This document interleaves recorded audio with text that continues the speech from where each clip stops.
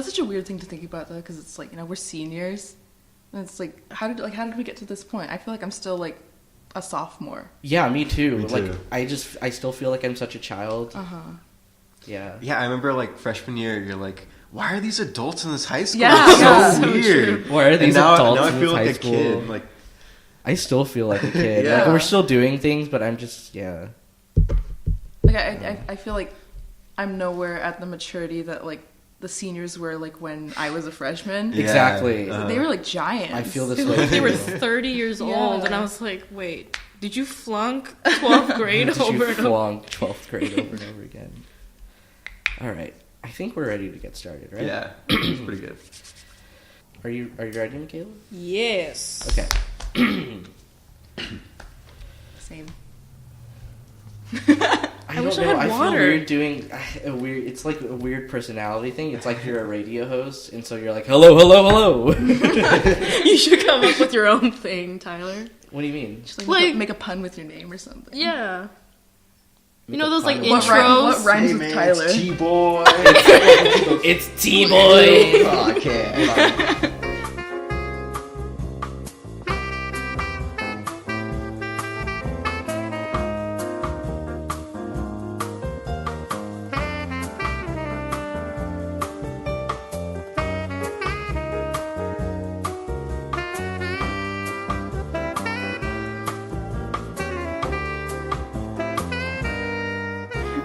Isn't this? Yeah. I was does it just feel thinking weird? about the because you guys are saying you want to do like an ASMR one, and then how you're talking about like intros. Like I totally imagined like a hello, this is Good morning. Should I do an ASMR intro?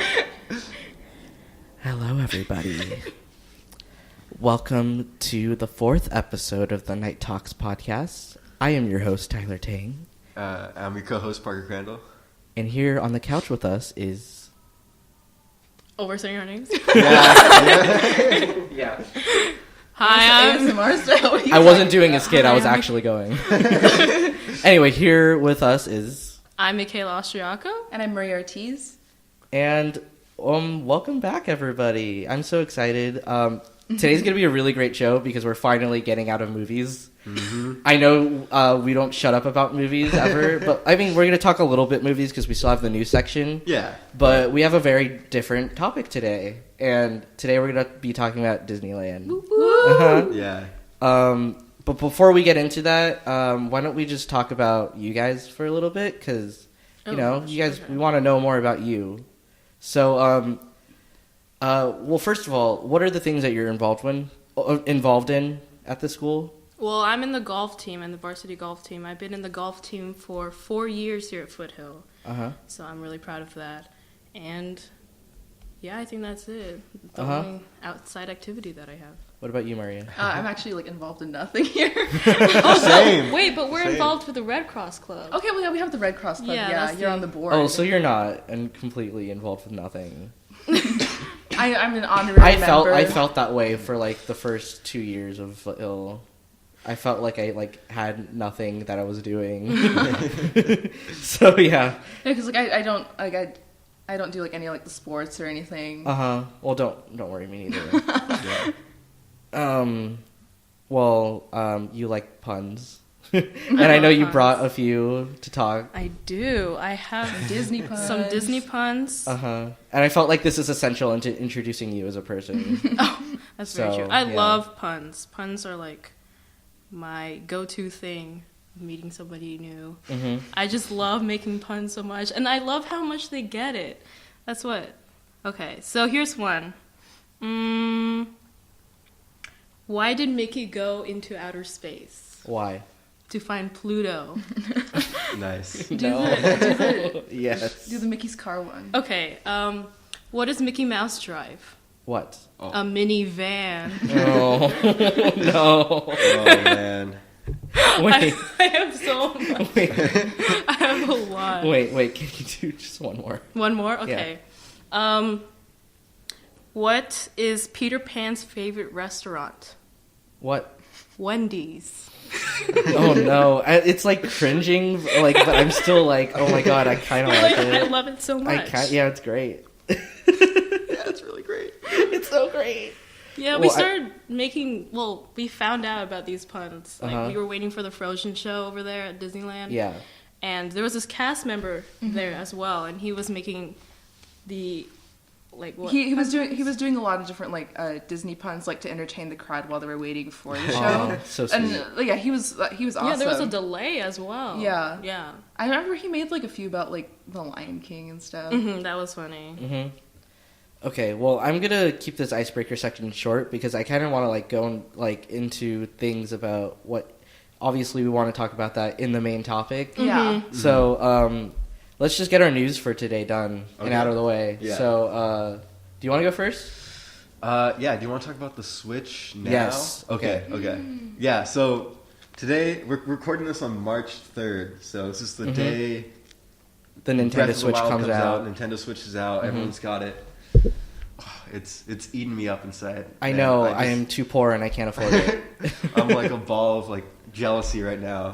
Just seeing all the pictures of Instagram, people getting their first Switches. And I know. Can I add in something about that? Have you guys heard about how the game card is supposedly how it's supposed to be super bitter? I was about to talk about that. What? People eating people are putting it in their so bad. People are putting it in their mouth. Yeah. Okay. Yeah. So a few reviewers are this game card tastes really bitter, and hey, is Nintendo was oh yeah, we did it so kids wouldn't eat it, dogs wouldn't eat it. That is great. So they did it intentionally. So they have a specific taste, the game cards. It's supposed to be the most bitter taste known to mankind. I want to try it so bad. I want to lick it. If you have a Switch, give me your game cartridge so I can lick it. Write us an email. To try it. Write us an email and describe the taste. That would be great. Send it to me so I can lick it. I need to experience. I need to taste the Switch firsthand, man. I need to taste the Switch firsthand. Is it the dude who does the Griffin's amiibo corner? Griffin? Oh, dude, yes. Yeah. No, it wasn't him who put it in his mouth. Well, I've seen those videos, and he likes shoving amiibos in his mouth. Those are so good. Yeah. That spoiler for some of my weird plugs. Everything. I'm obsessed with that dude. Honestly, I follow everything he does. He's so great. Anyways, yeah. So the Switch, it's pretty messy. Everyone's pretty mixed about it. I'm really hyped about it, but every time I bring it up, someone's "There's no." They games. point out Why a do you want negative to it. Yeah. You need friend codes, all these dumb decisions that they're doing. It's messy, but it's really exciting too because. Well, this is a revolutionary console. I don't think people are realizing that this is an entire console on the go. Yeah. You can do whatever you want anywhere, pretty much now. Yeah. There's no limits. If I wanted to plop down Street Fighter, I could just slide it out and give it to you guys and play.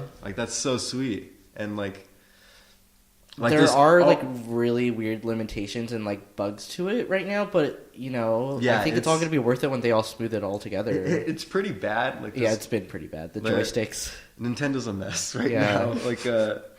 They have games that are coming out in March, and they haven't they don't know when they're actually going to come out. They just know it's going to be this month. They're just completely guessing about everything right now. Oh no! And everyone has a bunch of questions about the Switch, and no one's really answering them. There's no virtual console or anything like that. They're really scrambling, but the idea they have right now is really, really cool. Really appealing to a lot of people. They just need to set it up. I always bring this up. I know the Switch is going to do well because Miss Miller wanted it. When she saw it, yes, yeah, and she. It's really cool to see people who aren't gamers talk about consoles, especially when they're teachers, because that's some of that Wii magic. She got the appeal to it, yeah. Where everyone can kind of pick it up and understand what it is, that kind of thing. That's I think that's part what's going to sell the Switch, and then it's still a gamey console. It's not the Wii where you all the games were kind of boring and tech demo-y, stuff you play on Christmas, stuff like that. That's true. But yeah, you can do both with the Switch, which is really nice, and I think that's where they're going to succeed. Which is exciting. I'm really hopeful too. Okay, you want to move on? Yeah, I don't want to gush too much. No, do you have anything else to say?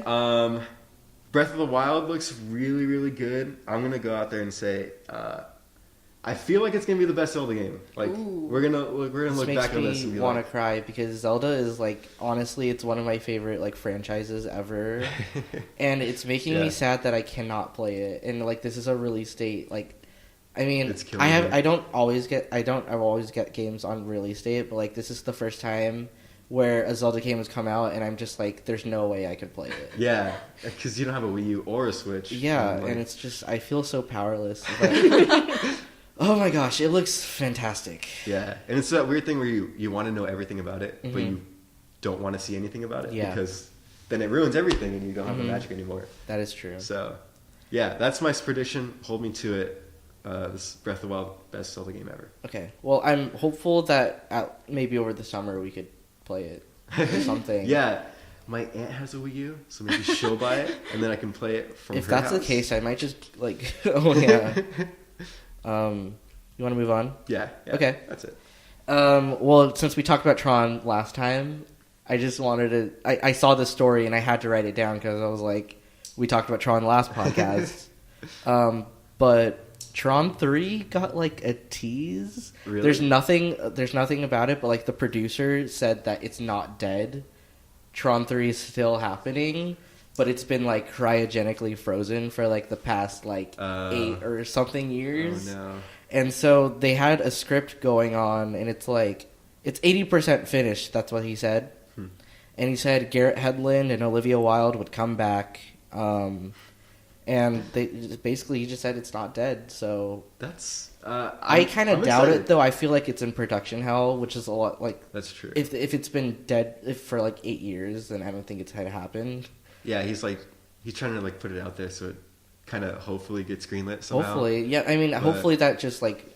Have you guys seen Tron? I haven't seen any of them. No. Oh, okay. Because we talked about this in the last episode. They're not like great movies, but they're like so fun and so like. Yeah, like we liked them, but it's electric. Like everyone on the internet like hates them Electric. so much. Yeah. So we're just like, what's going on? And when I was a kid, I was like, "Where's Tron 3?"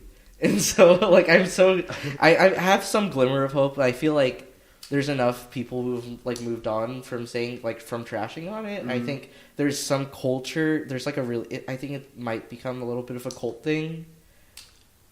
Maybe, but like all they have to do is like give it to like a cool director and like. Yeah, they can do a lot of stuff with like the visuals, and it's just gonna be another fun movie. And I don't need Tron to be some like philosophical or like 100 like great thing. You know, it's like it's a Tron movie, so like just make it fun, and pleasing. And I hope if they ever brought back Tron, they would like put it into the Disney parks and stuff too. It's in Florida, I think. I know it's in Shanghai. Shanghai. They have a Shanghai. They have a Tron motorcycle ride, and I've seen a video of it because there's no way I'm going to Shanghai. We can all dream. So I watched a video of it, and it looks gorgeous. It looks like you're inside the world in the movie. Yeah. So, okay. You got another thing to talk about, Parker? Yeah, I played Abzu over the weekend. I have absolutely no idea what that is. Me too.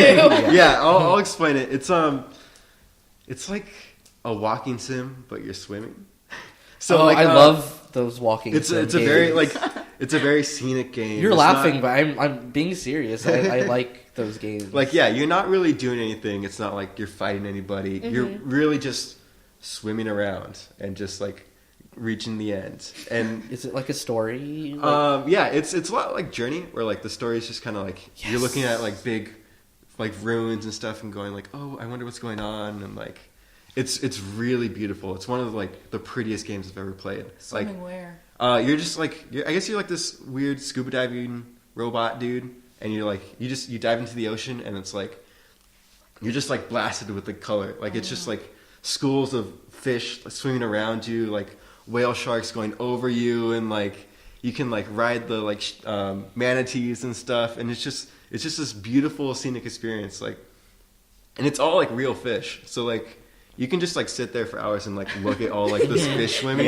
Like that game is beautiful. But it's like an upgraded version of like when you used to have like the like when you had like the virtual aquariums, you just look at all the fish. Totally, it's just like a cool like desktop thing almost. I mean that's kind of dismissive, but yeah, it's just like cool to look at, and It's $20, so it's a little pricey. I got it for $6, so that's Yeah. the only reason why I had it.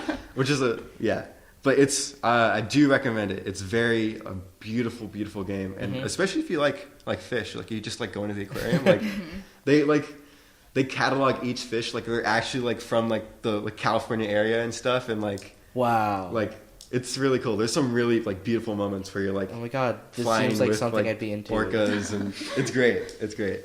You know what this reminds me of? There's a game that's sort of like this on the Wii. Actually, I forgot what it was called. Endless Ocean. Yeah, Endless Ocean. I had that game. I used to love that. I thing loved so that much. game so much. Yeah, and when you were describing it, I thought of that immediately. Is it sort of similar to that? Yeah, I would say so. I mean, there's less like objectives. You're just swimming. Like that's all you are. But yeah, it's I would say it's a lot more beautiful, and yeah, it's a lot like that. So if you kind of like that like laid back tone, it's totally for you. Okay, cool. I just have two quick things. Cool. Okay, so I don't know if any of you guys have seen Donnie Darko. No. Oh, it's this. You I've haven't avoided seen it? I thought you've seen it before. My mom's seen it, and she's tried to make me watch it. Is that one of her favorite movies? She loves it. Yeah. Well, it's mine too.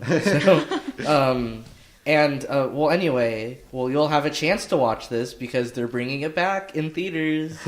It's been 15 years since Donnie Darko came out, and so for its 15th anniversary, they are putting it in 4K, and they are releasing it into theaters. So I'm really excited to see it in theaters because that was one of the movies that like I didn't watch it as a kid. It's like way too. It's an art house, like, you know. It's a really existential and nihilistic movie, and obviously I wasn't into that as a kid. But so I've seen it like on DVD and stuff. But I'm so excited because I'm a firm believer in like the movie theater experience. I feel like because take for example La La Land. Parker watched this at home. Yeah, just on like. And he did not get the same experience as me. Yeah. Watching La La Land in the theaters. So like I'm excited to revisit this movie and watch it like the way it was meant to be seen. Yeah, just a quick thing. That's coming out March 31st in theaters in LA. They're doing this weird like tour around the country. It's weird. That's silly. But it's cool. I mean, it is silly. I think they would make a lot of money if they just re-released it like a normal movie. Cause Jake Gyllenhaal's in it. It's like one of his best performances. People love Jake Gyllenhaal. Yeah, I have a weird relationship with that movie because that's one of those things where like, you know, like when you walk out of bed, like when you're a little kid, and it's terrifying. You're watching like your parents are watching something you're not supposed to see. Uh-huh. That was totally like Donnie Darko for me. Like I think I saw the bunny and I was just like traumatized. The creepy bunny. Yeah, that was like. You that guys have never heard of Donnie Darko at all, have you? No, I've never heard of it. Is it like is it a horror movie or something? It's a psychological movie. Oh, okay. And there's some horror aspects to it, but I wouldn't call it a horror movie. It's more like a thriller. But there's like this like, creepy, trippy kind of. There's this creepy bunny, and he's like, oh, I don't want to spoil man. it. You guys should watch it. That is a recommendation I will give you guys. Donnie Darko. You guys should watch it. Yeah. Okay. Let's just move on then. Yeah. And I have on here. I wrote down Donnie Yen because we were talking about Donnie Yen the last podcast too, and he's like the best. Like he's like a really cool grandpa who's like really. I love that man. I love that guy so much. Anyway, he just got casted in a Sleeping Dogs film. Wait, based off the game? Based off the Sleeping Dogs video game, and I'm just. Oh, what? Why are there so many? Why haven't we given up on video game movies already? I don't know. That's so weird. I mean, I've never played Sleeping Dogs, but I mean, that's like. I don't even know if that game has a story. I think it's really good. That's what I've heard, but yeah, like that's just a weird like game to pick because that's like I don't know. That one wasn't like super popular, so that's so weird. I don't know why they would do that. Yeah. But I'm hyped to see Donnie Yen and more stuff. I mean, I'm not angry because so beautiful, man. This is like an American movie, obviously, and it's cool to see Donnie Yen, who is like an old Asian man, get a leading role in like some American movie, but Yeah. even if it's like based off a video game, and it most likely will be garbage. It's cool to see. I don't know. It's cool to see like actors from another country be in an American film. Oh yeah, that's sweet. That's tight. But I am really worried about the quality of the project. So I've never. I know Sleeping Dogs is like it's a sort of a Grand Theft Auto sort of. Kinda, but it's like that game was. I think it was pretty like critically acclaimed. I think the story is actually like really good in that game. I'll give it the benefit of the doubt. That's a weird movie to pick. Yeah. It's very obscure, kind of. Like, It's just like a weird 2009 game. Okay. All right. All right. I just wrote one last thing, and it's Moonlight won Best Picture. Totally deserves it. You were right. Yeah, I called it. I did not have enough faith in the Academy. I didn't think they'd pick it, but it totally won, and I'm really happy it won. And I just want to go over, like, because we talked about Oscar nominations. Mm-hmm. So this is sort of a follow-up. I went back and counted, and we got 16 out of 24 correct. Oh, wow. So, yeah, that's more than half. That is more than half. It is. I wish I got a higher score, but, like, some of the technical awards were, like, really hard to predict. Yeah. Like, Hacksaw Ridge got editing, and I have no clue how it got that, because it's like it's not even that impressive of a movie from an editing standpoint, but in my opinion anyway. But yeah, and so that came. We were completely right on the big five, basically, except for Best Picture, because Nick and I thought that La La Land would win. Mm-hmm. But we got all the actors and actresses right, like Emma Stone, Casey Affleck, and yeah, I'm proud of us. That's awesome. 16 out of 24 is really good. Because the Oscars are, like, weird for some people, too. So, yeah. Did you guys watch the Oscars? Yeah. It's like a tradition for me and my family to watch it every year. I wanted to have an Oscars party. I know we were planning on making an Oscars party, but, like, that was Lizzie's birthday. So we were going to have it with Hannah, but Lizzie was... they wanted to celebrate at Disneyland, so we didn't have the Oscars party, but... We were planning on making, like, themed food that's great. Based off of the movies with, like, really bad puns. See, going back to puns, we were just like... La la lasagna. La la lasagna. Mashed potatoes by the sea. I love Kubo that. and the two-string cheese. That was a good one. But I would like to have an Oscars party next year, because... I mean, it was really fun. Like, oh my god, and...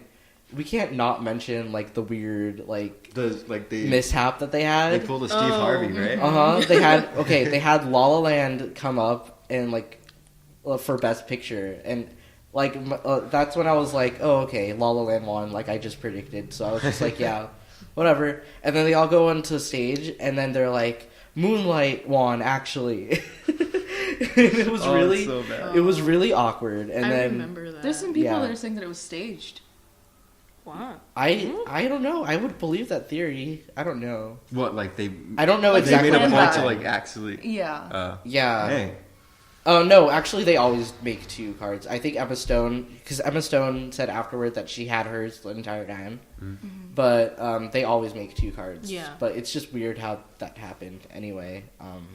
Yeah, I mean, I feel bad, but, like... They killed it. They didn't know. They're fine. I don't feel bad anyway, because first of all, none of the La La Land cast or crew, they didn't seem upset by them losing.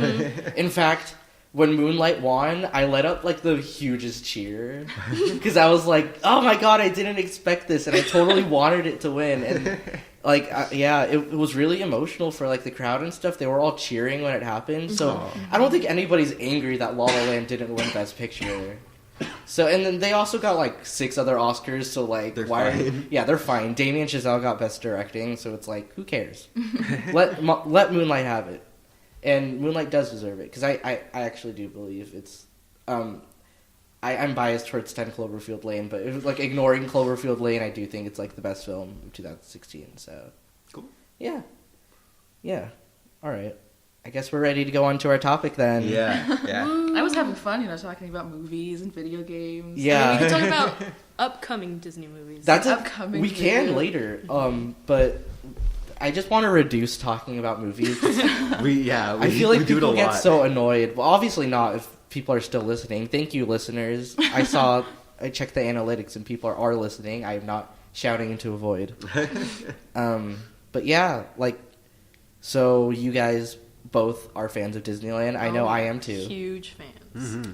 I guess just when we want to get into this topic, like, people just sort of think about Disneyland as, you know, it's like a theme park that's just somewhere you go for like fun and stuff. Mm-hmm. But if you really, I've been thinking about this too. Disneyland has made like a huge impact on my life, and so have you guys, and you guys are here to talk about that. Mm-hmm. But I guess I just want to ask, like, have you guys met? Because like you guys obviously wanted to come on the podcast together. Uh-huh. So you guys met obviously because of Disneyland, right? We were friends before, like, we started going to Disneyland together, but I think that going to Disneyland really brought us a lot closer together. Yeah, exactly. And we actually met you the first time at Disneyland. Yes. Yeah. Oh, wow. So, see, this is another reason why I wanted to have you guys on. Because we met at Disneyland, and I forgot when. I was with Hannah. I have a vlog of that, which is weird. You do have a vlog of it. Yeah, I was like... Oh, why didn't you talk about this earlier? You vlog? Well, like special events happening at Disneyland. Oh, okay. So the Dapper Day we were vlogging. We got a lot of views with that one. Mm-hmm. I didn't know this at all. Yeah, we only have like 2 vlogs on my channel, but it's not Yeah, I remember I was there on Dapper Day. I loved everybody's costumes. I wish I dressed so up. Much fun. Dapper Day. Parker, do you know what Dapper Day is? No, actually, I don't. Wow. Oh, so you guys can talk about this because you. It does sound cool. Yeah. So Dapper Day is just a day where, like, it's a specific day. I think it's twice a year. Twice a year. One in spring, one in fall. Yeah, where just everybody comes together and dresses up in like old-timey clothing, very dapper, and they just kind of like spend the day at the parks. There is an expo that takes place in the Disneyland Hotel, and that goes for like 3 days. But it's just so much fun to see just like everybody dressed up like in like 1950s clothing, and they're Disney bounding as well with the period clothing. Yeah. Oh wow, it's really cool, and like sick. People like theme their costumes around like Disney characters and stuff. I remember there was a lady I saw on that day who like dressed as like Agent Carter, and so that was a cool one that I've noticed. And yeah, it's really fun. I want to do it this year actually, but getting that all together is going to be really hard. Yeah, people like really dedicate their time into like making their outfit, especially if they're doing it like around a certain character. I mean, you had a good outfit. Oh, you had an amazing one. She used it for a senior munch as well, but you were Jack Skellington. Yeah, I did a Jack Skellington one. Oh, I remember. Oh, yeah, that was so cool. That was really good. That was a good group just costume. minus the face makeup, obviously. But it was amazing that you were like walking around Disneyland with those heels. Yeah, I wore my 3-inch heels to Disneyland, and I stayed in them all day. Okay, we kind of derailed a bit, but like, you want to go back to like how you guys got closer because of Disneyland, you know? I think it's because we share a common interest at Disneyland. Yeah, like you definitely introduced me to a lot of things at Disneyland. Especially the entertainment shows. Yeah. I think that's how we became a lot closer to each other. That's like something that a lot of people like look over too, Yeah, because definitely like for people that don't go to Disneyland a lot, I feel like they just kind of see it as like, oh, you know, it's a place where there's like rides and then like there's the fireworks. But it's like when you go there a lot, you really start to see the little things at Disneyland that you really, why you love it so much. Yes. And so people are like, you go to Disneyland all the time? Do you go on the rides most of the time? Like, no, I go there for the entertainment mostly because I love seeing the different performers with their different talents and stuff. And especially there's this one cast member over there, and he plays the saxophone, and so he's in different locations. And so I'm like, oh, you're here too, and like it's just amazing. I've seen him a couple times. That's cool. Oh wow. My grandma's cousin was actually the dad in like the Sultan in the Aladdin Show. Oh my gosh! Yeah, he was I think he played it like half the time. Rest in peace. Yes, I love after the that Show. got canned, he like left. But yeah, he was in Disneyland, all the Disneyland plays, like almost doing them every day. Can we talk a little bit about the Aladdin Show then? Because I feel like that's definitely like a prominent part. That's what brought us a lot closer together. So the Aladdin Show is gone now, but rest in peace. Yeah, rest in peace. But you guys totally go off about it. You want to start?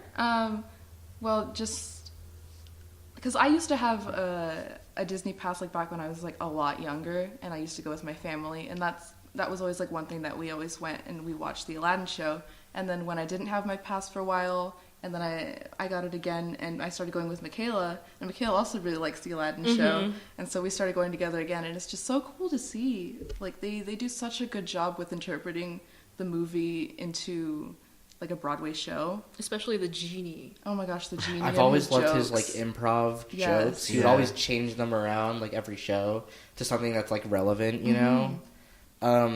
Wow, we kind of have, like, similar backgrounds, because I also had a Disney pass when I was, like, a lot younger, in, like, too. in elementary school, and I remember going with my family a lot, and I got my pass, actually, because I saw, like, Hannah and everybody, like, going so much, and I realized I really missed Disneyland, and I think this was, like, junior year when I got my pass again. So, yes, we have, like, similar stories. Yeah, I think that's that's just about really the same cool. time that I got mine back as well. Yeah. Like sometime junior year, yeah.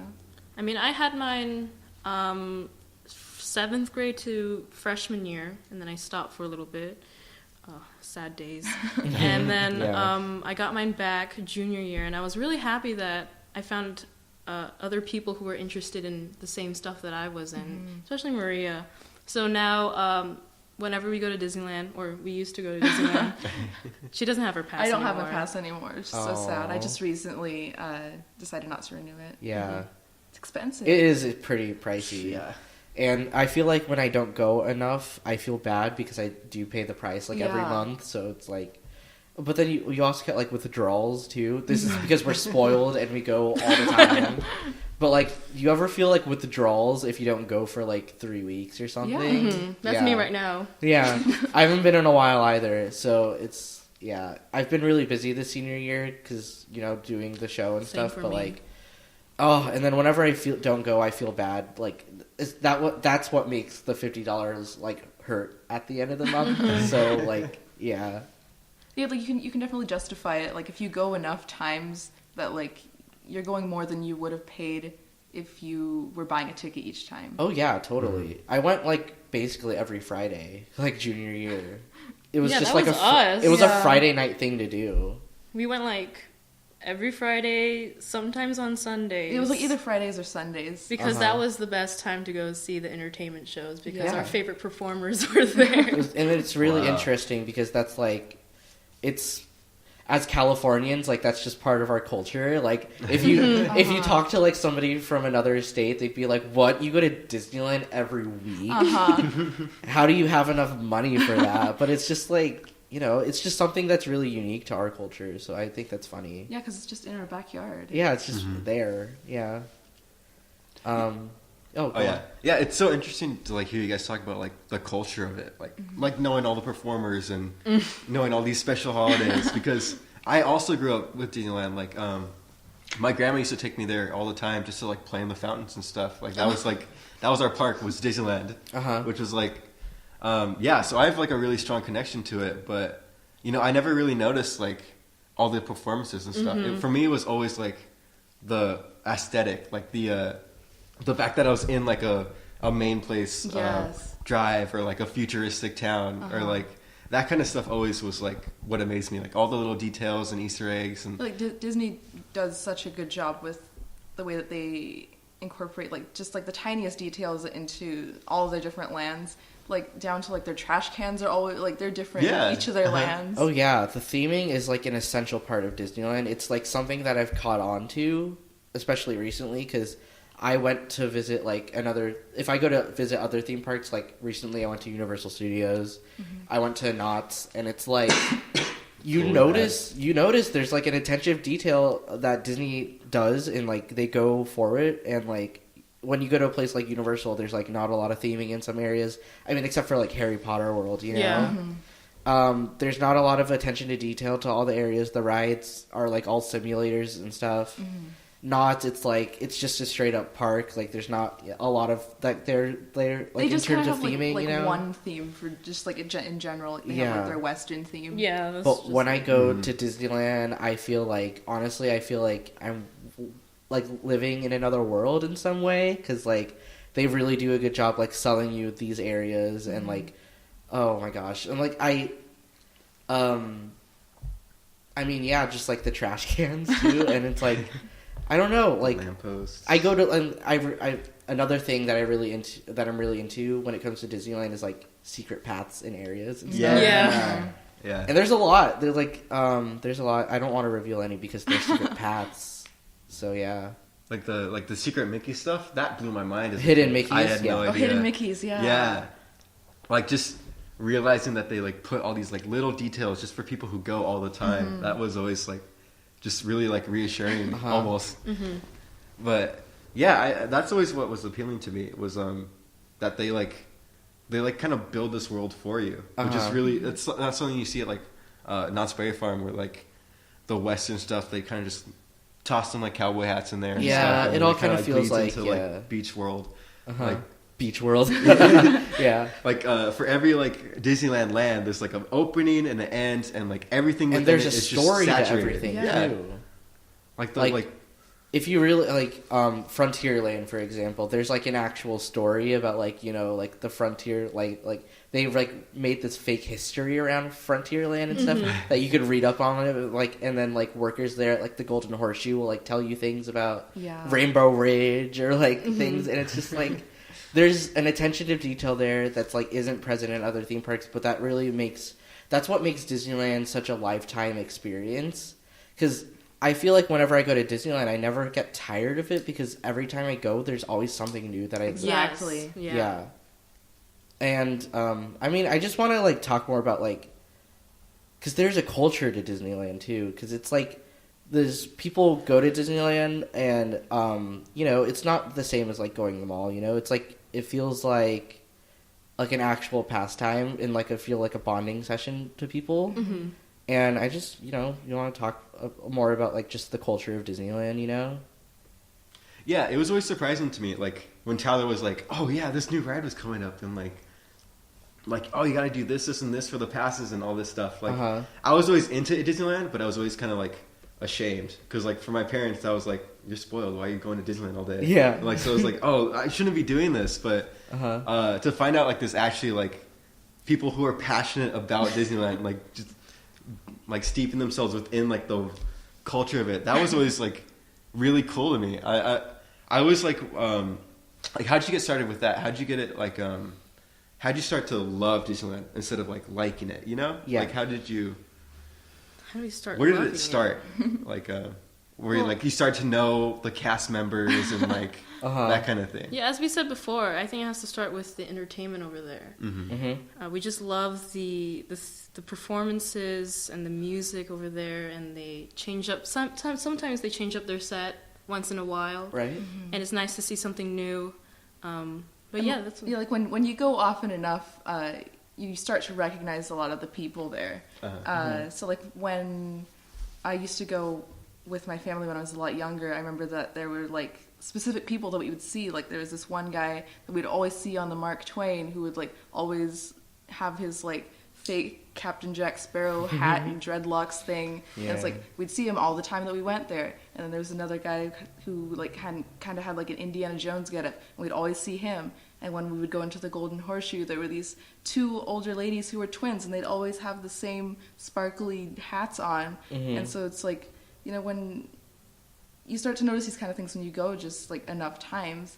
And so I feel like that it kind of goes the same way too, like when you start visiting a lot of the performances, that like you start recognizing like the people that are in the performances. So it's like you start recognizing, say like for the Aladdin show, like, oh, I think I remember that Jasmine from last time. And then they start recognizing you as well, like when you see like more of like the street performer type, because you're a lot closer to them. And so I know that's how it was, that like they started recognizing us as well. Like we went so often. That must be really fun. Especially like the Dapper Dans, Five and Dime. Yeah. So let's talk about the Dapper Dans, because I saw like you guys like take pictures with them, and they're like our family. It's like you guys like, and you like you know them like personally. You know one personally, don't you? Like Michaela, yeah. I know two personally. So I went on Main Street and I watched like 3 sets from them, and I was like, dang, these guys are really good. And so That happened. And you've been watching them like since? Yeah, I think for that's like 6 years, 7 years already. Yeah, that's like an essential part. Like when you go to Disneyland, you have to check out the Dapper Dan. That's like I have to do something it. that you need to do. It's in the top of the list. And I've just loved them ever since. And it's nice to see new people come in, and it's really sad to see the old ones go away. But I just love them. I just love the harmony that they make. Yeah. And it's totally something that, like, if you're a normal guest at Disneyland, that's something that you just walk by and you totally miss. Yeah. And to clarify, the Dapper Dans are the barbershop quartet, right? Yeah. They are amazing. An a cappella group, yeah. I liked their, for Halloween, they did, like, Grim Grinning Ghosts. Their Halloween sets are my favorite. Yeah. I think those are the first ones that I got to see. Yeah, and that's how you brought me to them. Yeah. Because I was definitely one of those people at first that was just kind of like, oh, okay, well, it's like a barbershop quartet. That's cool, I guess. Let's go to the rides.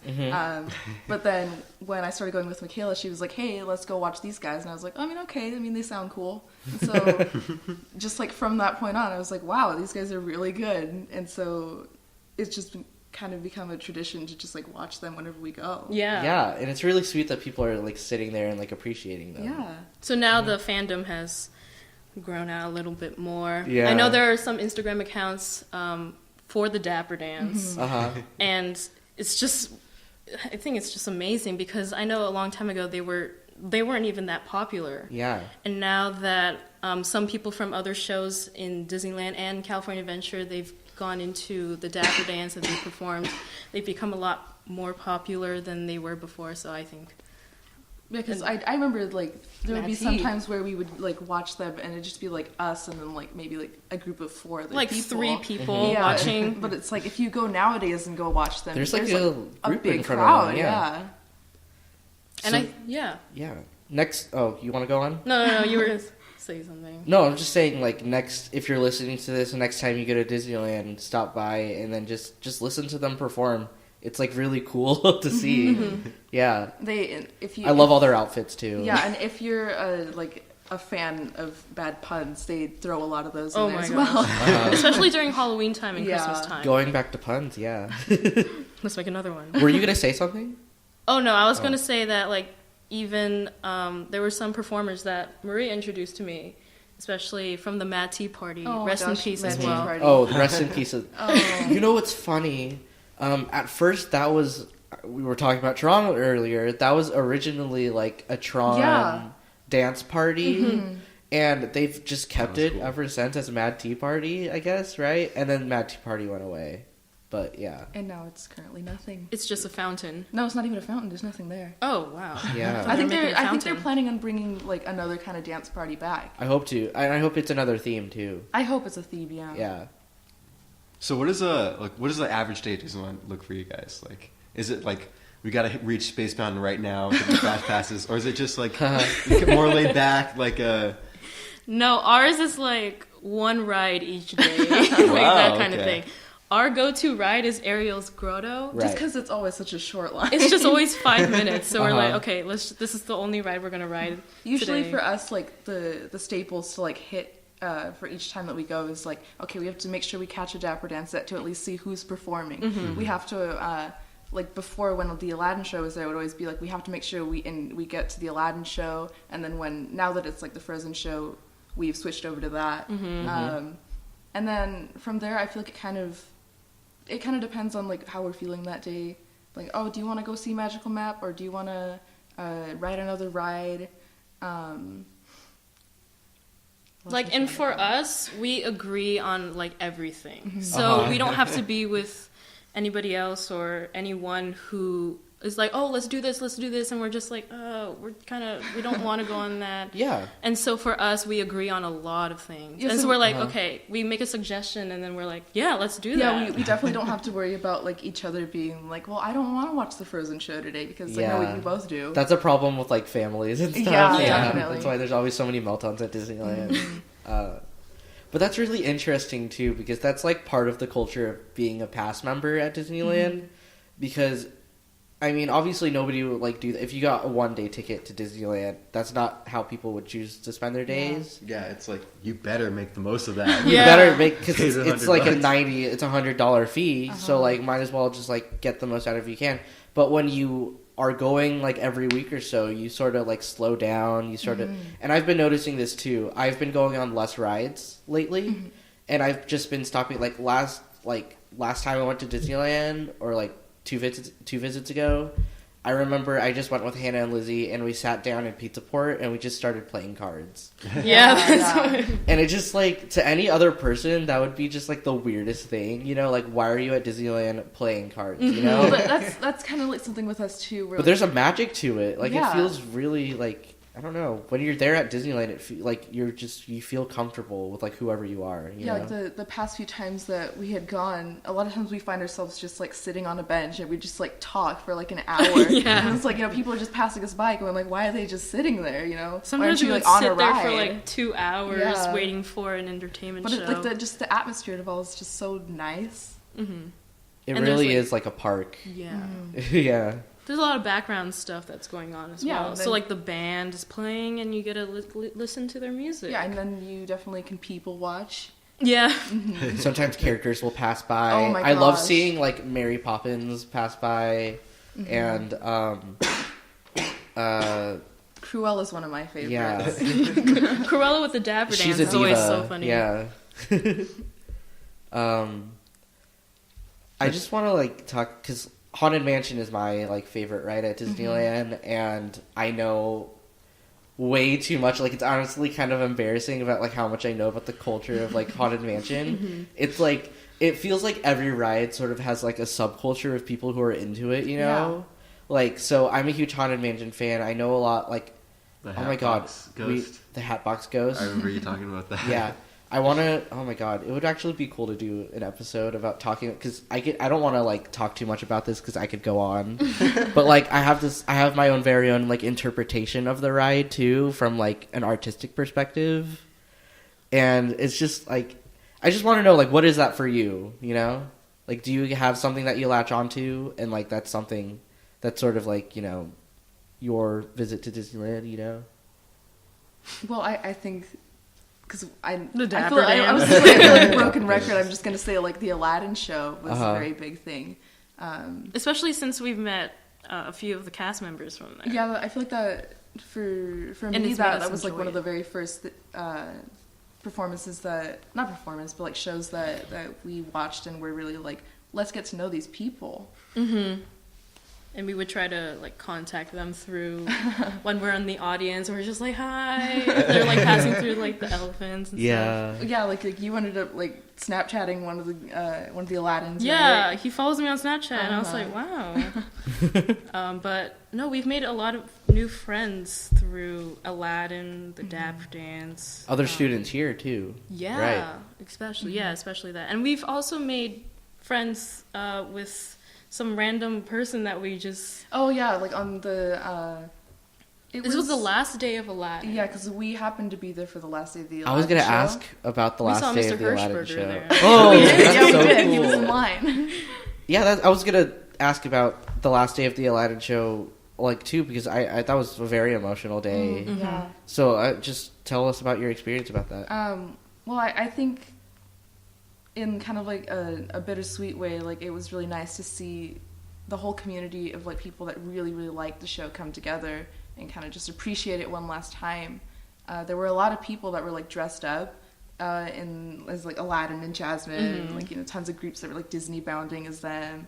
But yeah, like I know that you're gonna talk about Will, right? Yeah. He goes to a different school, but we were fortunate enough that we had a empty seat right next to us, and so on what? Oh, in the Last Day of Aladdin, and so he introduced himself to us, and we just started talking about the show and the other entertainment shows there. Maria had a case of the Dapper Dans, and we started talking about them, and we had these common interests, and I think it was just amazing how we were just fortunate enough to meet him, and he had the common interest. Like, yeah, and you still talk to him now. Yeah. Yeah, we still do. Cool. That is so cool. And we hang out. What's the word? Hung out with him. We hung out. Hung out with him. I was like, what? I hanged out. Hanged out. We hung out with him. This one day, I think 4 weeks after the show closed, and so we ran into him. We're like, "Hey, it's Will," and we're like, and I think we watched Paint the Night together. I know that we saw him on Dapper Day. We did, and we took a picture with him. Yeah. And so, yeah, we're still friends. Yeah. We still talk to each other about Disney and what's going on in our lives. And so I think that was one thing that contributed to a really good Disney experience. So. That's heartwarming. Like, this is really, yeah. It's so cool to hear you guys talk about this kind of thing, because it feels like you guys have like tapped into like this weird zen. Like, you know how like movies where like they'll be like, wake up, and then the whole like world slows down and it's just like that talk. That sounds like what you guys are going through, because it's just like, yeah, we just like sit around and all these like beautiful things happen, and like you see these really cool people, and Disneyland like, is like everything. a drug in that sort of sense. Like it's very interesting to hear how you guys consume Disneyland, because for me, like way back when I used to be a kid, like that was totally how it was. Like I would just like play around at like the big structures and stuff like that. We take it seriously. Yeah, but eventually like Disneyland is like a chore a little bit, because like it's a lot of pressure. You have to fit in everything. Like for my family, it was like my grandma had a season pass, and like all the rest of the family didn't. So like we would all come with her like every once in a while, and like when we did, we'd have to like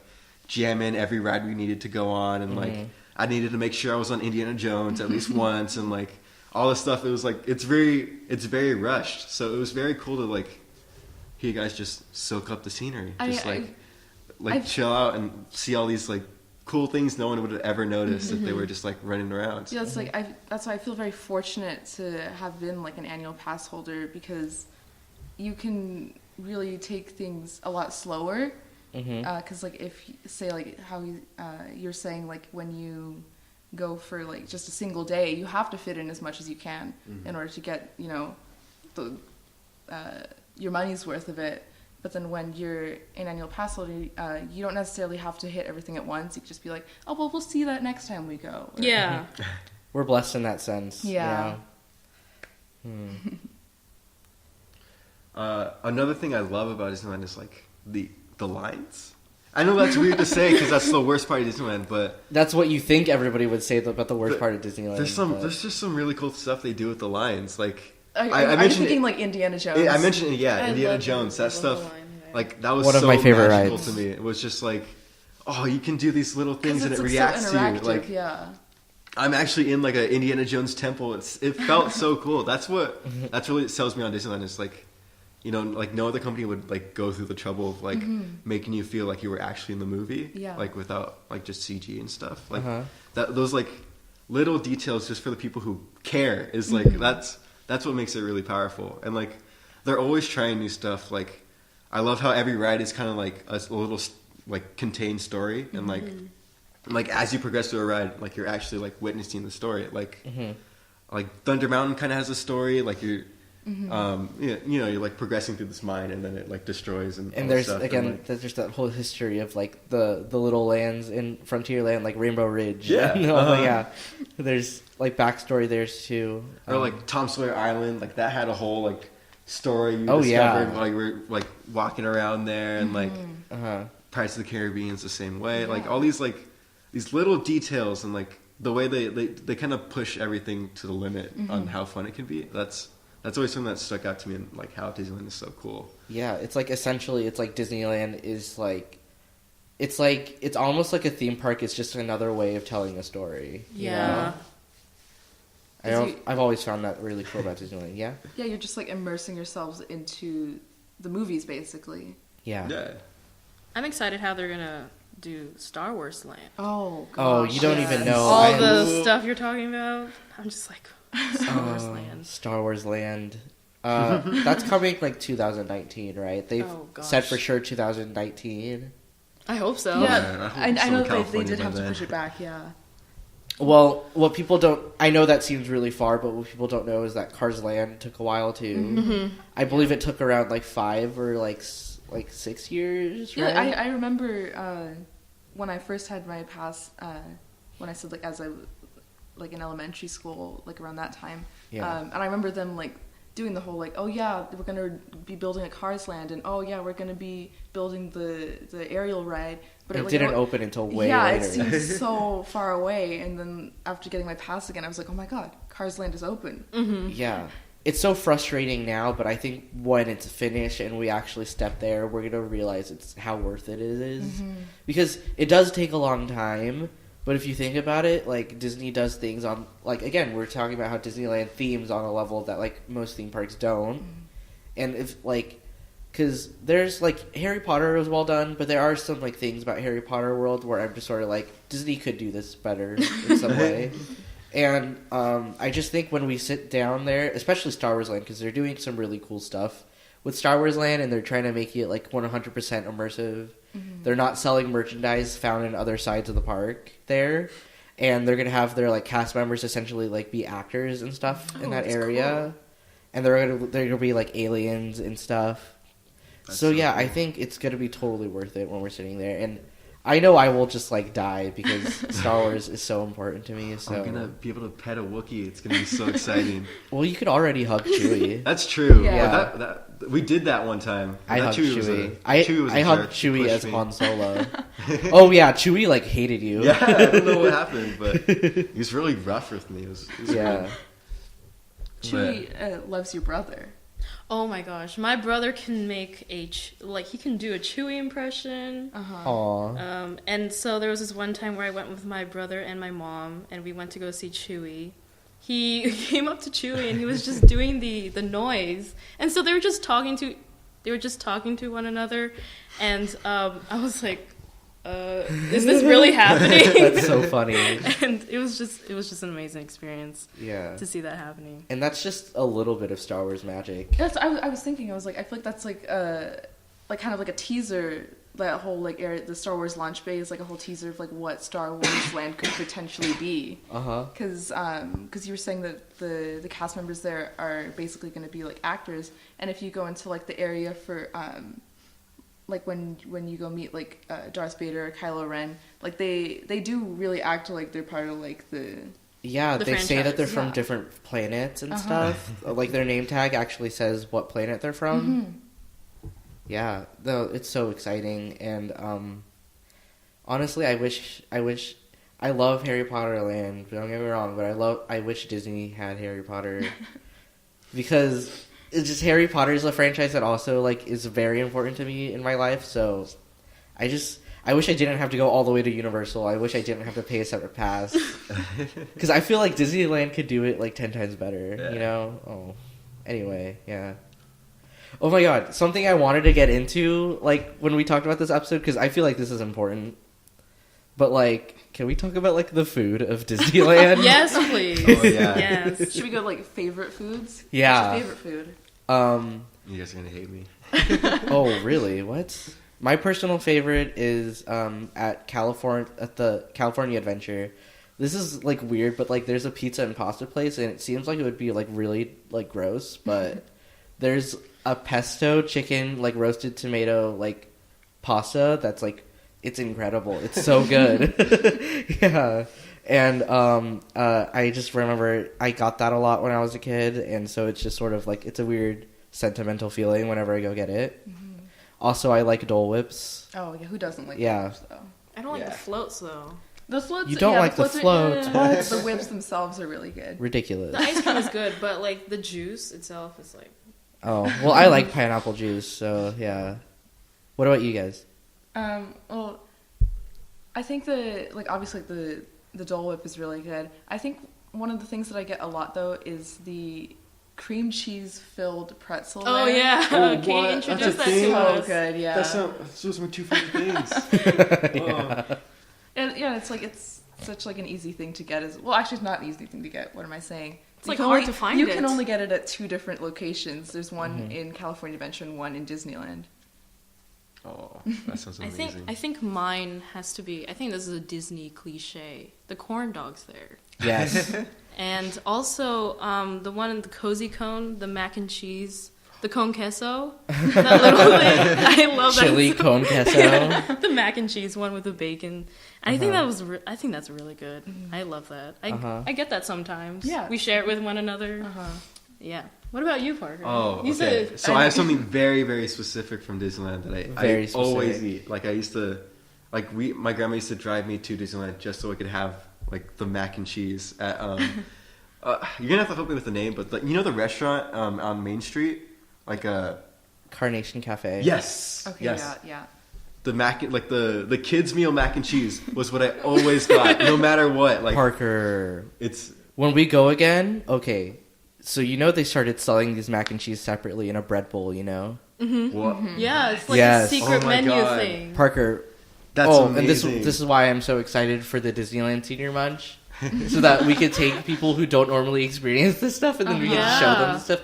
They have a mac and cheese bread bowl at the Boudin Bakery. Oh my god. Yeah. The mac and cheese they have there's it's just the best mac and cheese I've ever had. It's like super duper creamy and like the noodles are really thin and it's just like piles and piles of cheese. Like oh my god. It's super fattening. I'm sure it's like 50% butter, but like god, that was like my favorite thing as a kid. And I know there's like really like cool staples in Disneyland, but the like kids meal mac and cheese that was my thing. That's the food from Disneyland that I always love.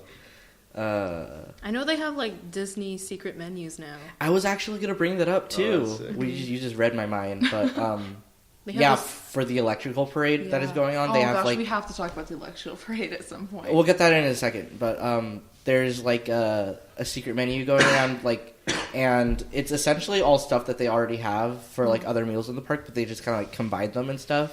Like they So theme them. yeah, we just talked about the mac and cheese like bread bowl. They have chili topped with mac and cheese in a bread bowl. Oh my god, I'm so hungry. it sounds Yeah, I so just good. saw like a video 2 nights ago about the secret menu, and they have ice cream nachos there. I got those. What? You did? Yeah, I went at the Golden Horseshoe. You just ask for ice cream nachos, and they're super cheap. They're like $5. Oh, they're like huge. And it's too. huge. It's like a whole plate with like broken waffle cone, Oh my god. 3 scoops of ice cream, which my is like God. 1 scoop of ice cream is $5 at Disneyland. So like I gotta buy that's such Disneyland good pass. value. And then there's like hot fudge on it, and like topped with like a bunch of whipped cream, and it's delicious. I had to share it actually. I shared it with Hannah and Zane, and we all like ate it. Sounds And it was all amazing. really filling too. Yeah. The one place that I want to try is the Red Rose Tavern. What do I they hear- have there? They have like the gray stuff. From like Beauty and the Beast. Yeah, they have poutine there. And I was just like, Parker's I want to favorite. try. Yeah, so. like I love food. So that's why I'm like freaking out right now. Yeah. That's why I had to bring it up. Poutine, ice cream nachos. That sounds amazing. The ice Yeah. cream nachos sound Now I amazing. want a Disneyland pass. I mean, you can burn off those calories because you're walking a lot Yeah. at Disneyland. So Yeah. get another one. Oh my gosh, I feel like that's another thing people complain about Disneyland a lot too. They're just like, oh, well, the line is long. It's always hot. Like I hate Too much walking walking. around. I'm like, that's Disneyland. But for like you. when you're there at Disneyland, it's all worth it. I don't understand feeling that complaint. You know. Yeah. Although, one of the most prominent things for me, like growing up with Disneyland, though, was the Disneyland Railroad train, Oh yeah. which is currently closed. That's gone right now. Yeah. Yeah. We usually just pass our time just sitting in that I in love- the train I and love just the taking train. a tour around. So you go Disneyland. through the Grand Canyon and the primeval world. I'm gonna get my nerd Oh, that on, was so but cool. did you guys know that those trains are fueled by like the cooking oil? No, I didn't Yeah. know that. So like all of the trains at Disneyland were fueled by the cooking oil that they used for like French fries and stuff. Oh wow, That's cool. So it's closed right now, but when it opens again, and it will open again, and they have this like reroute of the train, and it's really cool because they're gonna add like a waterfall and like I'm excited for that. It's gonna go through Star Wars. it's Land. gonna go through Star Wars Land. It's gonna be really beautiful. But anyway, when it opens again, look for the peanut oil smell. It will smell like that. Yeah. Well, it's like it's closed right now, but like you can visit like the space that's across the tracks next to Haunted Mansion, and you can actually blow the whistle for the train. Oh yeah, really? Yeah. And they didn't like fire the conductors for now, but like the conductors are all still there, and they're actually the trains are all stationary, but you can go up there and you can sit in them, and you can talk to all the conductors, and they're actually really cool to talk to because they have like a lot of like old experiences and like stories to tell. And sometimes they give you things. I got a little red train when I talked to one of them. Yeah, That's sick. That's always What? I never knew that. Not to like keep gushing, but like that's always been a cool thing about Disneyland is like all the like cast members and stuff. They're always like so down to do anything. Yeah.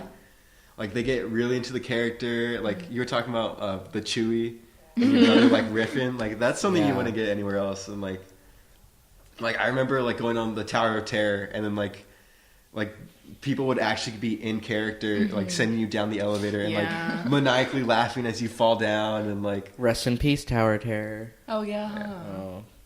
I'm the only one excited for that Guardians of the Galaxy. I'm thing. actually excited for that too. I just want to see the theme. I can't be excited for it just because I haven't seen Guardians of the Galaxy. Really? Yeah, I haven't seen it. You need to watch it. Chris Pratt is everything.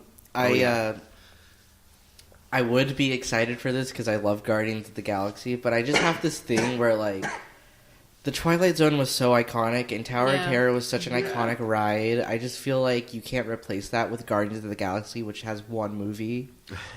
And so, that's, like, history. Like, that's honestly, like, getting rid of something that's really historical for, like, you know, something new. And I don't like that, but... I mean, a famous Walt Disney quote is he said that Disneyland is never completely finished. And Disneyland should always keep changing and keep, like, trying to revolutionize. Like the Aladdin Show. Yeah. I was going to say, I feel like it's like, for things that are in California Adventure, a lot of times those are the things that get switched out, because I feel like a lot of... Yeah, they switch out a lot of things like in there's California the Aladdin Adventure. Show, Mad Tea Party. California Adventure had, like, an identity crisis. It didn't know what it was trying to be. And so they remodeled a lot of stuff recently. So... Yeah, they took out Mad Tea. I don't even know what they're replacing it with. Well, right now they have all the stages up, but it's sort of like there's nothing, you know? Like they're planning for something. Yeah. But if you want to talk about, like... So, obviously, you guys said you have such a connection to the Aladdin Show, right? Can you talk about, like, what Frozen was like at first? Because I know that you guys are both into the Frozen show. Oh my gosh. We vlogged that too. Oh my gosh, yeah. The very first time we watched Frozen. Because, like... Did we go, like, on the day that it was, like, actually open to the public? Yeah, we went after school, and we saw the second show. Yeah. And when we watched it... First of all, we were very, very fortunate because the Frozen show... It does have a lot of technical difficulties, especially when it was first starting up. So a lot of times it would, like, get canceled. Well, also, it's because it's a really, like, high demanding... Yeah. They put a lot of money into it. Yeah. So... But, yeah, we got, like, a really good cast that day, and just... The diversity. I just want to mention that. Everything about really it cool. was really, really good. Like, I went into it kind of... I'm like, it's going to be an all-white cast. They did colorblind casting for the Frozen show, so occasionally you can get, like, you know, there was a black woman playing Elsa, so that was really cool. Yeah, she was our...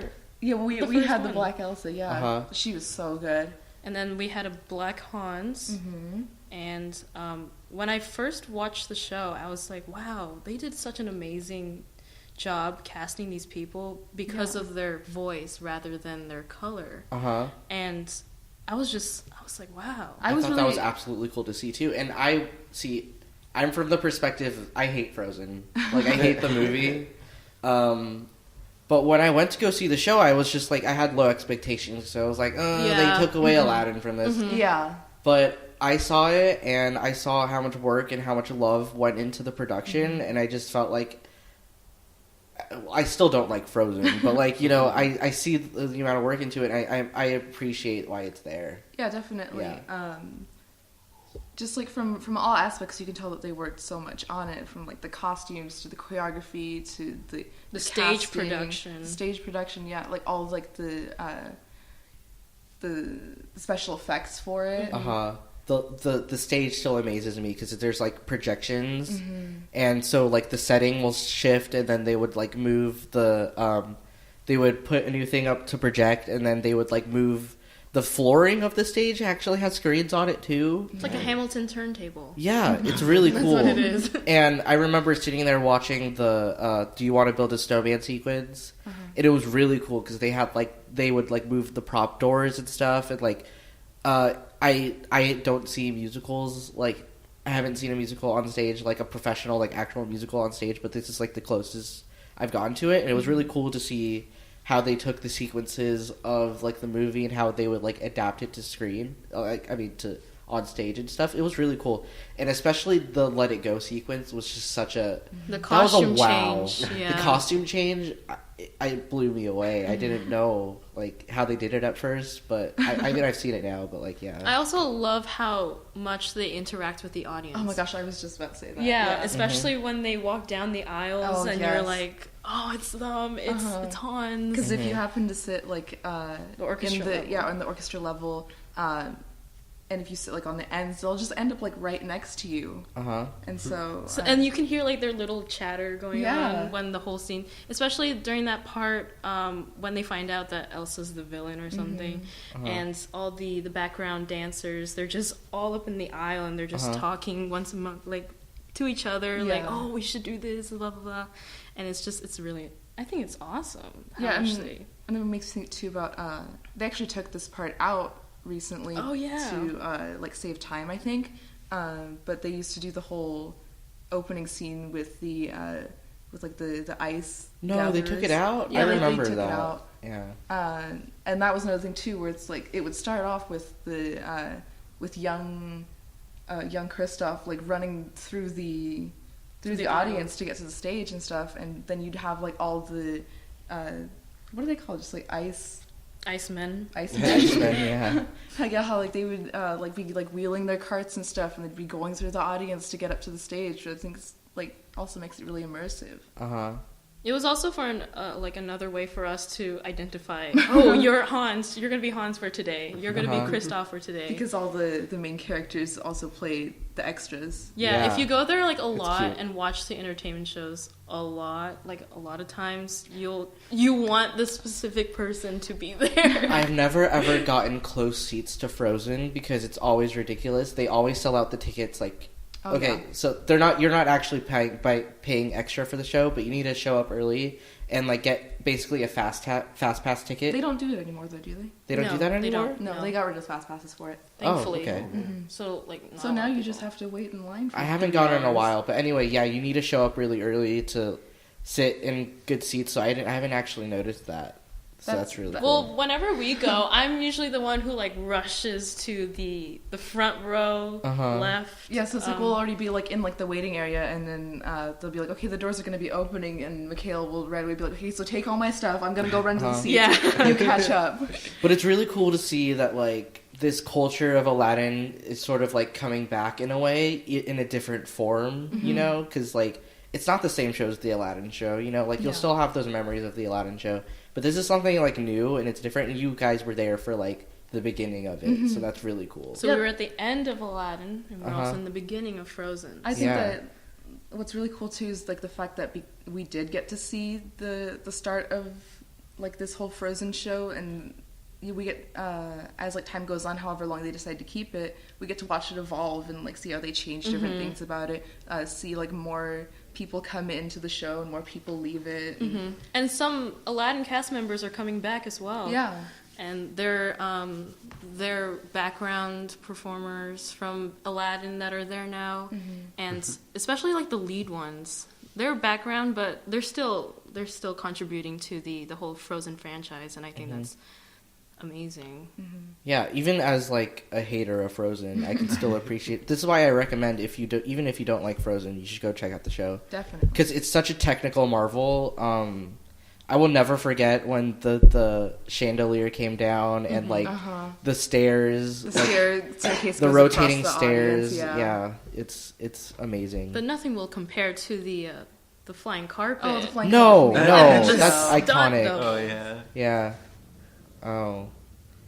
I remember when he does the jumping part Oh yeah. And I always try to figure out like how they did it. all I have to do is jump. And when you're a kid, you're like, how did they do that? You don't realize that it's a totally different person. Yeah. But then when you know what to look for, it's actually really funny as well because you see the actual Aladdin like with the cloth like over his head as he runs with the rest of the crowd to get to his spot. Mm-hmm. So here's the they're not going to get rid of Frozen anytime soon. They can't because they put so much money into the show. And it's such a success. But what other ideas would you like? What other musicals would you want? You know, We said, didn't we say Peter Pan?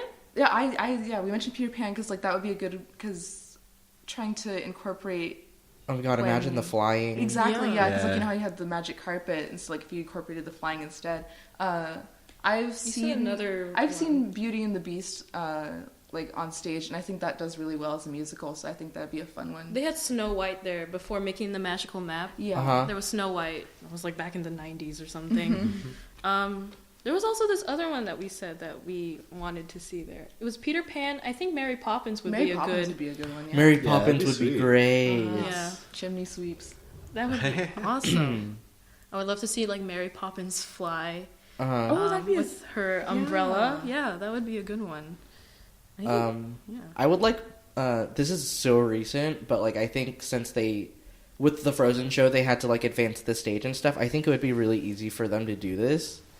But like if they had a Moana show, that would be brilliant. Wait, I'd yeah, be so I think down. that was also one that we mentioned. Like Moana would be awesome Because I would love to see Moana- the costumes. Yeah. Moana is one of my favorite Disney musicals in like the past times because Lin-Manuel, Lin-Manuel. his music is just incredible, and I would love to see that on stage. And I think with all the moving settings of Moana and stuff, they have that whole projection stage now.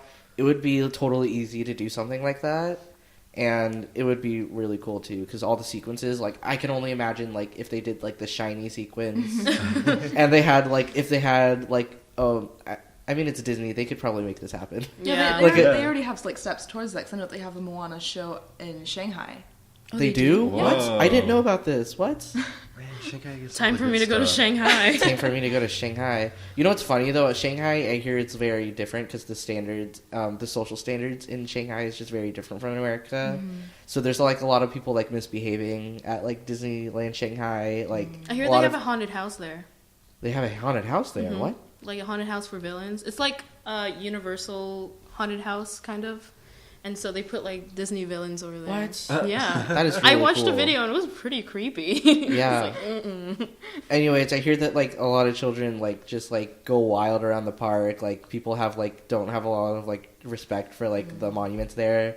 People like poop in like the random places. oh no. Yeah. I didn't know it was like to that extreme. Yeah, it's because it's just the social standards in Shanghai is different than over here. But Yeah. like, I mean, I really want to visit Shanghai. One of the kind of social standards that I've noticed between like the parks over here versus like the parks in, Overseas? say like Shanghai or Tokyo, is the fact that because when you go to meet a character, they, you know how like over here they have like the person Yeah, I know with where you're them going with who's this. like, oh, okay, like make a line and then you can meet them one at a time, and Yeah. then they'll cut off the line at a certain point.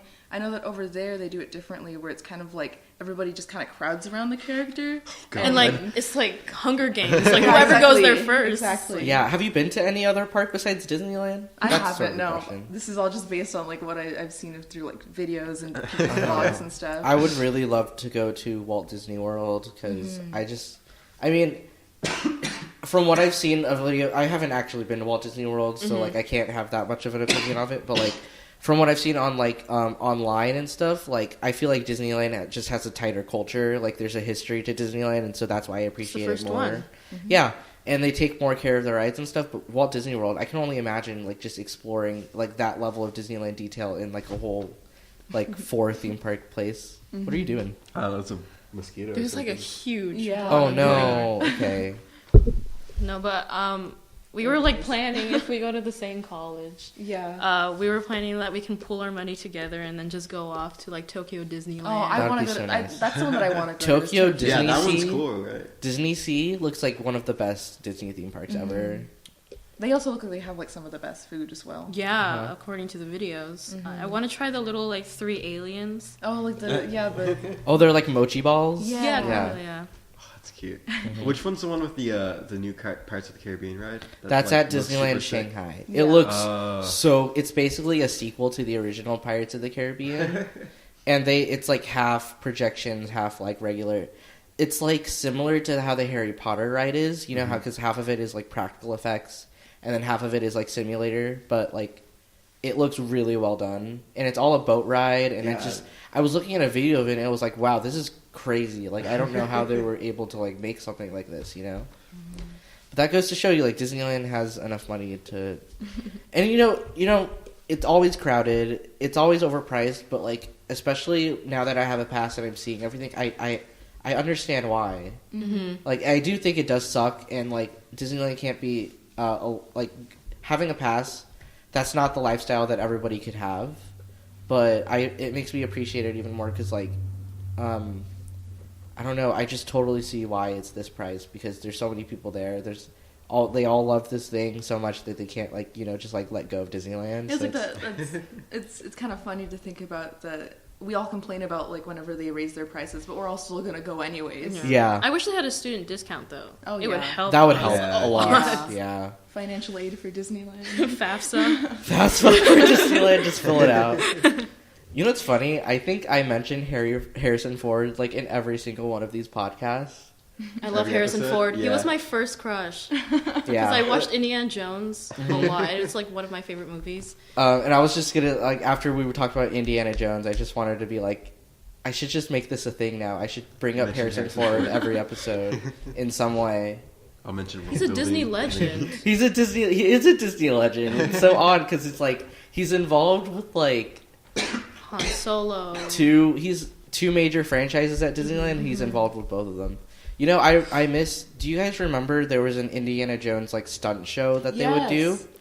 And I believe Florida, right? No, it was here. no What? here, like You know, the Tarzan's treehouse, like the bridge. Yeah, they They would would do- perform it up there. Oh. yeah, and there would be like an Indiana Jones stunt show. I remember you can meet Indiana Jones. I just wish they would bring that back because Indiana Jones is like one of my favorite characters ever. Although Tony Goldwyn.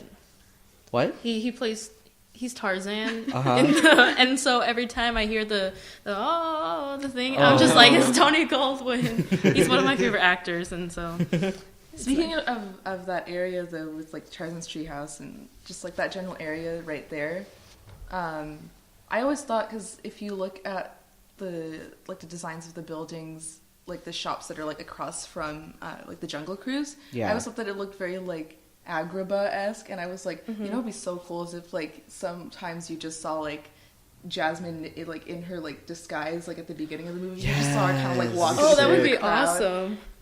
Not to go back to Star Wars Land, but that's sort of the stuff that they want to do with Star Wars Land. They want to have like stormtroopers walking around, like rebels be walking around and like doing their thing, like doing little stories and stuff. So, you know, that in a weird way you're getting sort of that like what you just said, you know, later in the future. That'd be that's so cool. I mean, they could totally do it. They could just like pick like kids off of OSHA and just like stuff them in costumes, there's like and a they would be weird OSHA. There's a they'd be weird totally OSHA down with culture that. with Disneyland because a lot of OSHA kids work at Disneyland.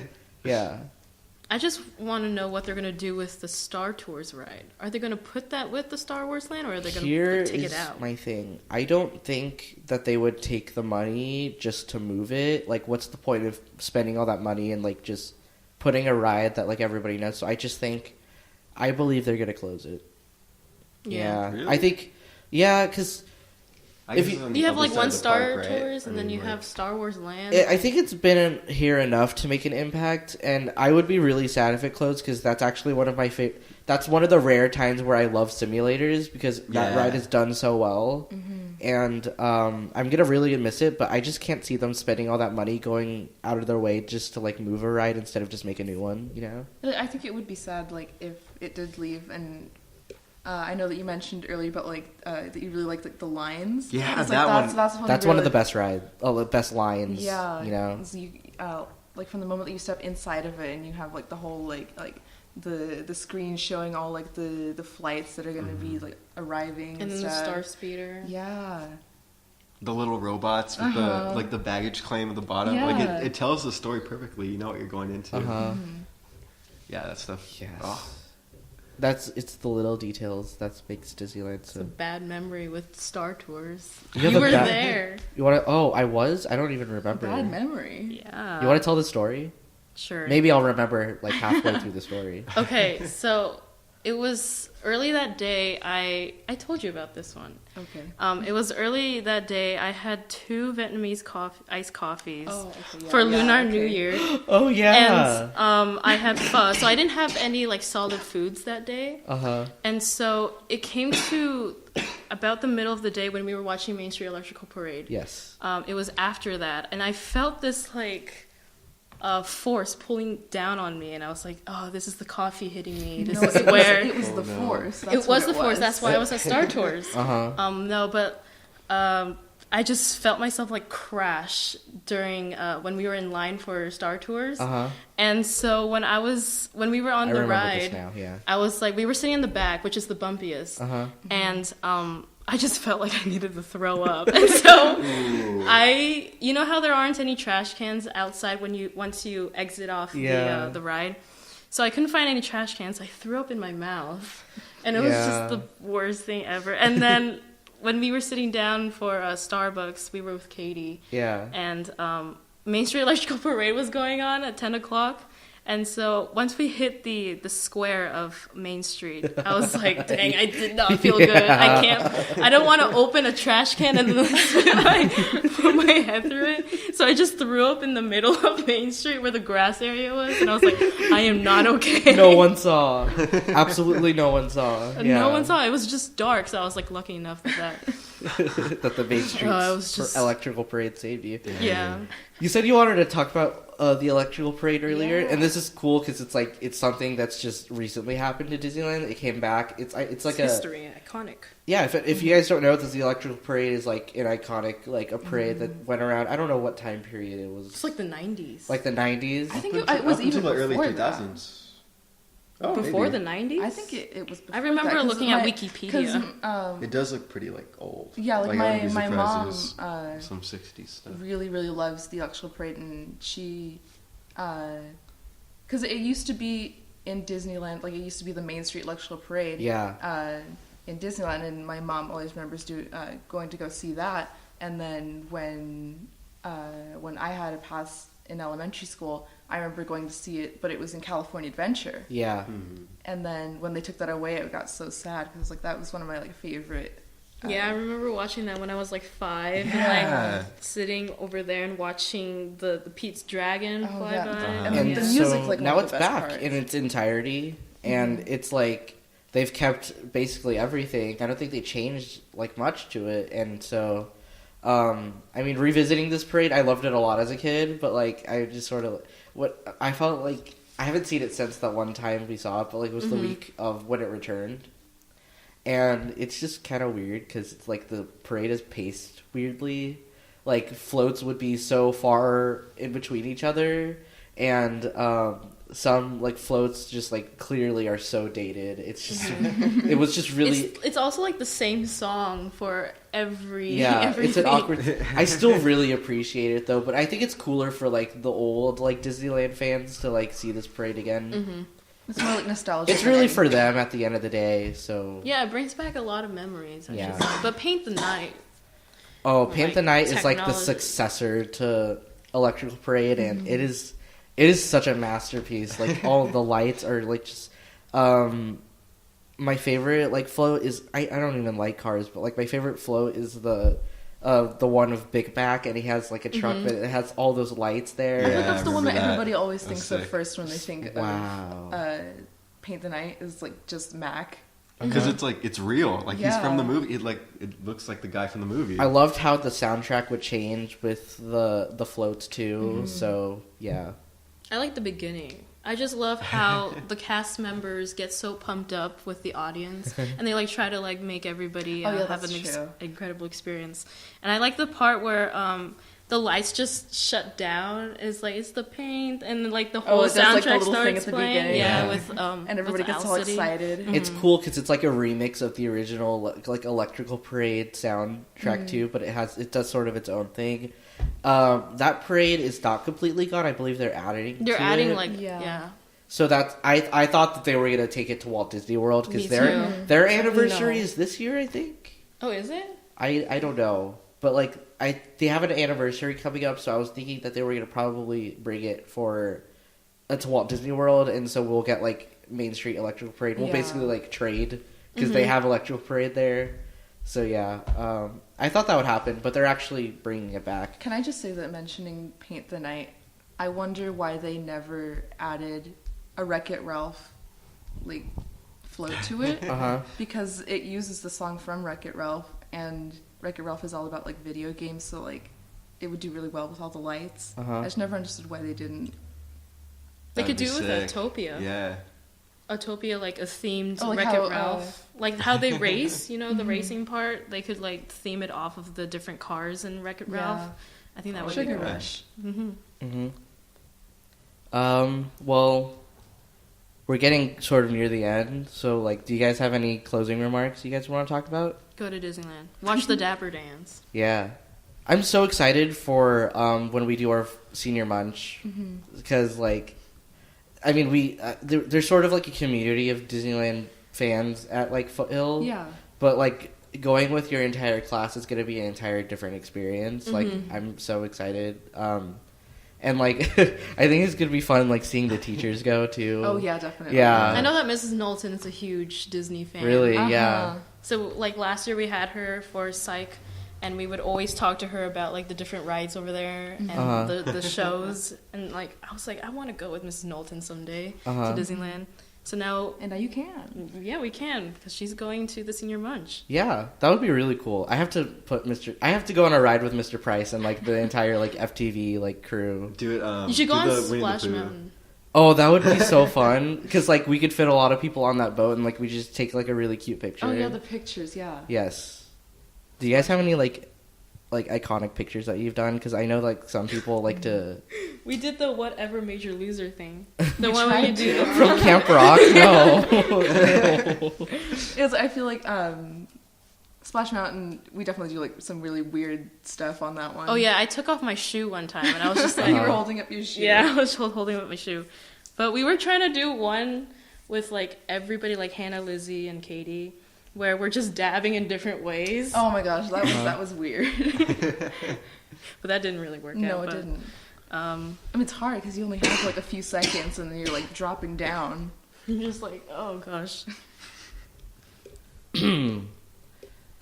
Well, any last things to say, Parker? About Disneyland? Yeah, just No, I mean, as this like, I've always wanted to be a game designer, but like, if I could be an Imagineer, that would be so cool. Yeah. Oh, That's one thing that I was like, that's definitely something I want to do. Oh, I guess that's another At some question I point. have for you guys. Would you like consider working for Disneyland? Oh, in the future? definitely. We always have all Really? these ideas. Yeah. We're just like, we could be Imagineers for Disneyland. Definitely want to work at Disneyland at some point. Yeah, that's like my dream part-time job. Uh-huh. Working at Disneyland at some point. And It's essentially like another form of storytelling. I know I said it earlier, but like it really is. Like when you're there, you don't if you're not paying attention, like you'll miss so many things, and it's just well, you guys have to come on for another time. Like maybe like when it's close to the Disneyland Senior Munch, we could like do a guide to Yeah, to, how-to guide. to how to go to Disneyland. You know, that would be really fun. But just you want to get in our closing remarks? Yeah, start plugging stuff. Yeah. So what is your first of all, what's your weird recommendation of the week? You got me talking about Griffin McElroy, so I'm thinking about plugging that. But I do want to plug this comic book series called Saga. I'm gonna do a full review on it on the podcast eventually. But for right now, check out Saga. You can buy it anywhere, but it's a phenomenal comic book. It's one of the best things I've ever read. It's this weird mix of like sci-fi, fantasy, but really, really modern. Everyone's really like these really complex characters that are really, really relatable. Fantastic. One of the best comic books I've ever read. Saga, check it out. And cool. Yeah. You want to talk about the Griffin? Oh yeah. Also check out Griffin Amiibo Corner. This guy, he does this really funny character where he reviews amiibos. Which are, like, if you guys don't know what amiibos are, because there are probably teachers listening to this too. There's those are like the little Nintendo figures that you can put on your console and it will do things inside the game. They're the wonderful Nintendo creation that blends toys and life. That's what he says every episode. Yeah. Like I think I rewatched it all yesterday, so it's great. It's funny that I brought it up, and he likes to like stick them in his mouth. Yeah, that's how every review ends. Is he like opens his mouth and then he says, shoves it in. "I cannot fit the amiibo in my mouth," and that's like part of his rating. Yeah. Like there's one that has horns in it, and you can like see him like in pain as he shoves it in his mouth. No. Like, it's funny. It's great. Yeah. Yeah, those get really weird at the end. It's so fun. Griffin McElroy's hilarious. Do you guys have anything to plug? Because, you know, you could plug anything you want, like your social media. You're here. Get that Night's Talk bump. Night's Talk bump. Yeah. That's 100 people listen to this. That's quite a bit when you put that in perspective. It's true. Disney related? I'll go for that. Yeah. Check out the new Beauty and the Beast movie. Oh yeah. Oh. March 17th. I'm so not excited for this. I'm so sorry. Why? Emma Watson is really auto-tuned. Oh, Yeah, I yeah. think I see that's what that's like one of my only complaints about that is that I watched the trailer where she does the Belle reprise, and she's It's so so auto-tuned clearly, in that, yeah. which I'm really disappointed about because I feel like she does have a good voice. I'm excited for Gaston. Luke I Evans. know you are, yeah. Uh-huh. I keep talking about Luke Evans. I just think he's amazing as Gaston, and I love I've him. heard his voice. He's actually a pretty good singer. Yeah, he sounds like Hugh Jackman, which is a compliment. I love Hugh because Jackman Jackman's too. amazing. We're actually, after the podcast, we're gonna go see Logan. Yeah. Ooh. So yeah. So that'll be.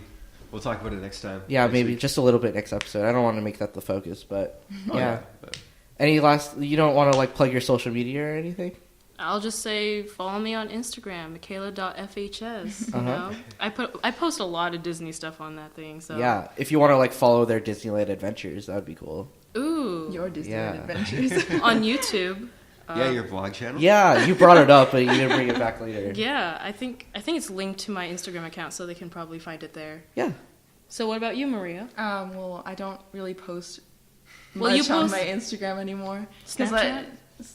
Not really that either. Oh, I don't know, just say hi if you see me around. Maria will be around. Yeah. she's kind of tall, not kind of. I'm tall. not kind of tall, I'm Like on the shorter 5. side. Just That's recognize our just shorter. voices. Yeah.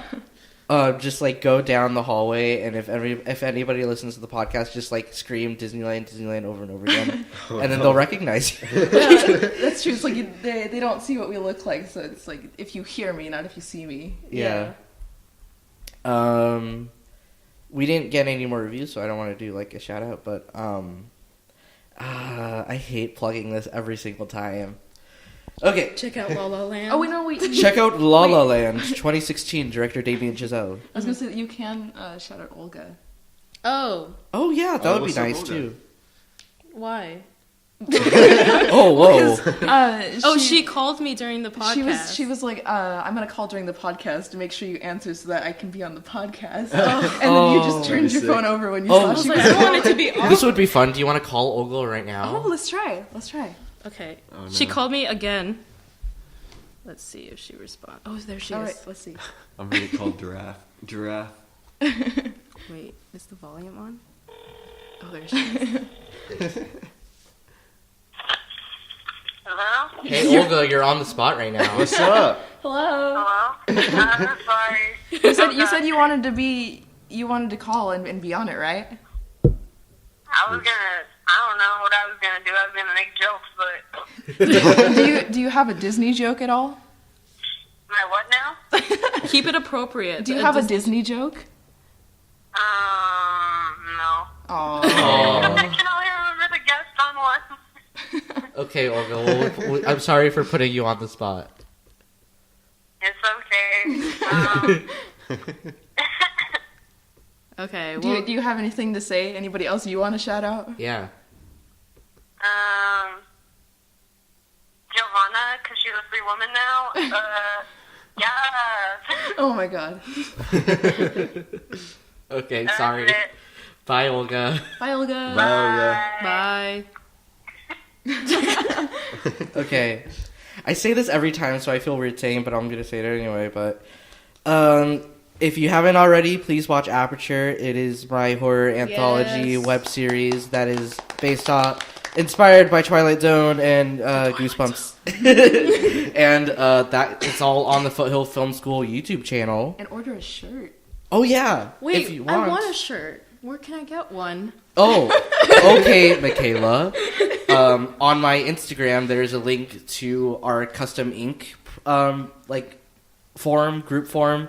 These are going to be very limited edition shirts because you can only buy them. You can only purchase them until March 10th. Oh. And then it will close, and then I will probably try to get the shirt to you as soon as possible. But there is a group order form.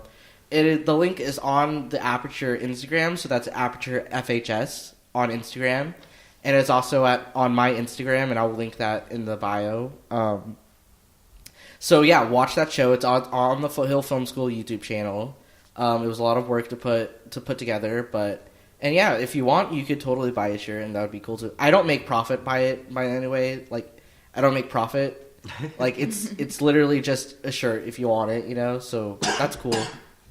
It's to remember Tyler's legacy. Next thing you know, he's going to be the new Damien Chazelle. No, oh my God, don't say this. It makes me so embarrassed. But I love Damien Chazelle.